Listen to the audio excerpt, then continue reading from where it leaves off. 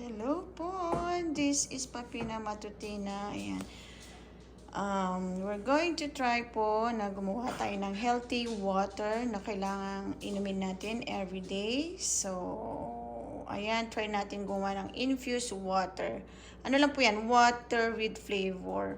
So, ang ginawa ko po is dalawang klase. Ayan siya. So, may makikita tayong dalawang container dyan. So, ito po, nagcut na po ako ng orange, lemon, ginger, celery, we have our mint leaves, carrots, and lemongrass. Konti lang po yung lemongrass kasi very strong. And then may water na po yung ating jug. So wag po natin masyadong punuhin hanggang dito lang. And then we will gonna put lots of ice on it.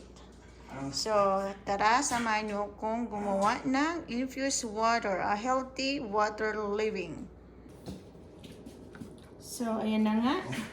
So, dalawang klase. Yung isang klase, lalagyan ko siya ng lemongrass. Kasi, for sure, yung mga bata po ayaw nila ng lemongrass. Yan. Tapos, yung isa, lalagyan din natin siya ng celery. Same with the other one. So, yung other drinks, hindi natin siya bibigyan medyo strong flavor. Kasi yung mga bata ayaw. And then, both of them has a carrots also. So, we're gonna put carrots. Ayan. Kung gusto niyo pong gawin ito sa bahay ninyo, every day, which is good for our health. Especially pag yung mga mahilig uminom ng tubig pagkagising sa umaga or yung empty stomach or before matulog. O, eto na rin talaga yung pinaka-water po ninyo, which is more healthier. Ayan. And then, we're gonna put ginger also on both.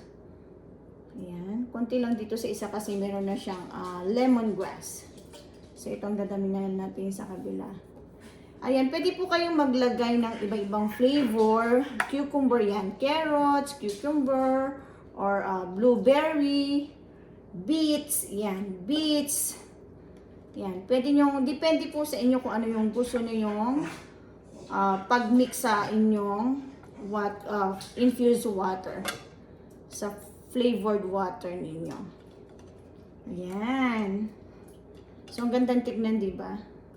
And then, yung ating mint, konti lang po kasi very strong. Medyo, i-ano po natin siya. Yan. I-ano natin siya kasi yung flavor niyan, yung medyo magkakatas yung flavor niya. Yan. Ganyan. Ganun din sa isa. Kung ayaw nyo po ng mga strong flavor, okay lang po. Huwag nyo lagyan ng ganito. Lagyan nyo lang ng siyang lemon, orange, apple, cucumber. Ayan, depende po sa inyo kung ano yung gusto nyo paghalo-haloin. And then we're gonna put our ice. Ayan. Pwede po yan, halimbawa naubos, dagdagan nyo lang po ng dagdagan ng water at saka ice. Diba? Ang gandang tingnan.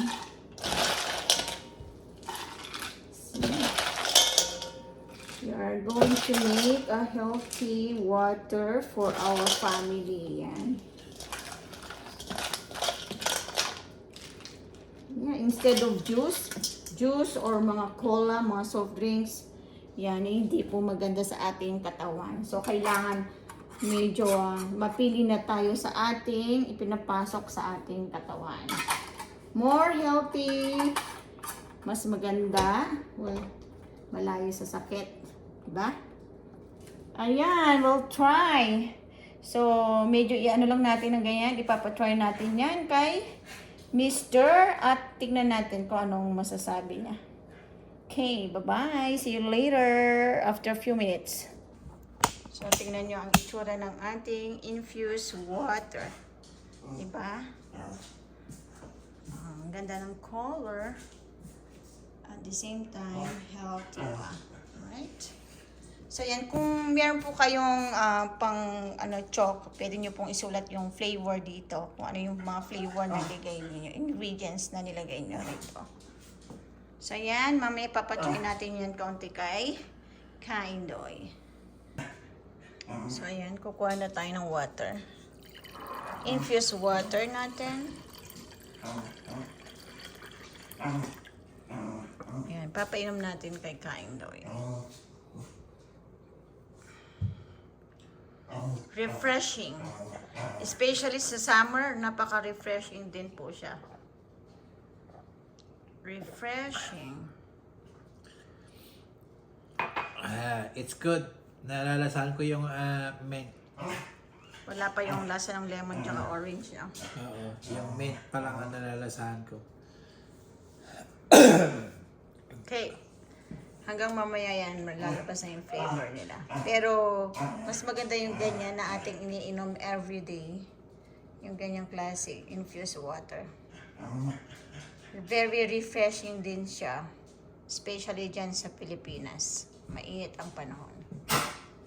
Okay, bye guys!